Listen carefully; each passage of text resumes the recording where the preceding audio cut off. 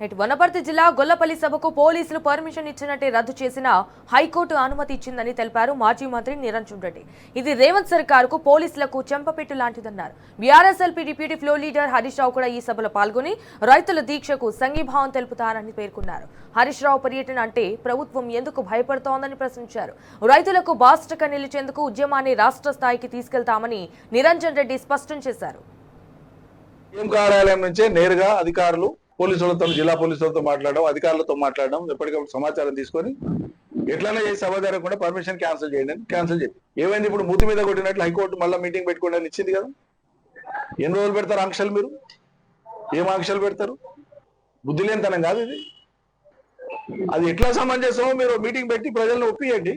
సాక్షాత్తు తెలంగాణ తొలినాళ్లలో నీటిపారుదల శాఖకు నేతృత్వం వహించిన హరీష్ రావు గారే వచ్చి దాని మీద చెప్తారు. ఇప్పుడు దాని మీద ఎవరు చెప్పాలో? జవాబు చెప్తే ముఖ్యమంత్రి అని చెప్పాలి, లేదంటే ఉత్తమ్ కుమార్ రెడ్డి వచ్చి ప్రజలను ఒప్పియాలి.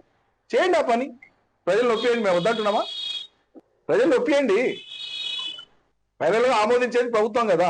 ప్రభుత్వము అటువంటి నిర్ణయం తీసుకోదని మేము కూడా భావిస్తున్నాం. కానీ ప్రజల ఆందోళనను ప్రభుత్వం గమనించాలన్న ఉద్దేశంతోనే ఈ సభ పెట్టేది. ప్రజల మనోగతాన్ని అర్థం చేసుకోమనే ఈ సభ పెట్టేది. ఈ మూర్ఖత్వానికి పోయి మొండితనానికి పోయి మాకు తోచినట్లు చేస్తామంటే దానికి ఉండే పరిణామాలు దాన్ని ఎవరైనా అనుభవించాల్సి వస్తుంది. ప్రయత్నం చేయడం ఎప్పుడు కరెక్ట్ కాదు. ప్రజాస్వామ్యంలో స్వేచ్ఛగా ఎవరి గొంతు వాళ్ళు వినిపించే అవకాశం కల్పించినప్పుడే మీకు ఉంటుంది. మీరు మాకు ఇలా ఆటంకాలు కల్పించి అధికార పార్టీ కదా, లేకుంటే ప్రభుత్వం మాది కదా, ప్రభుత్వ యంత్రాంగం అధికారులను ఉపయోగించుకొని మేము ఆటంకాలు కల్పిస్తామంటే తెల్లారేపటి నుంచి మా వాళ్ళు ఊరుకుంటారా?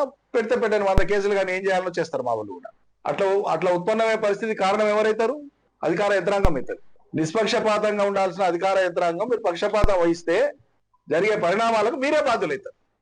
విన్నవిస్తున్నా, మేము ఇప్పటిదాకా చేసినటువంటి ఏ కార్యక్రమాలు ఎక్కడైనా కూడా ఇన్నేళ్ల కాలంలో, 25-26 ఏళ్ల కాలంలో ఎన్నడూ ఒకరికి ఇబ్బంది కలిగించే పని మేము ఎన్నడూ చేయలే. చాలా బలంగా పదునుగా వాదనలు వినిపించినాం ప్రజలకి.